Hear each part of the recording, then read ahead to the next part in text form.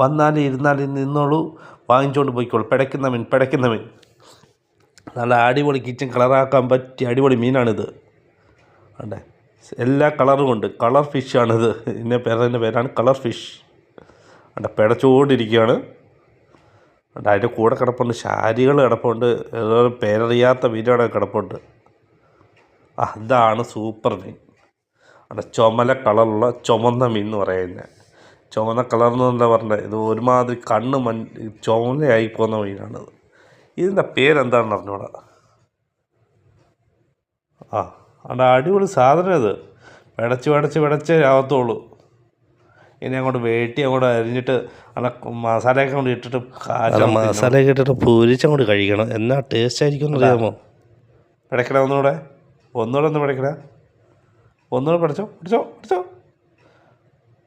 അയ്യോ കിടക്കുന്ന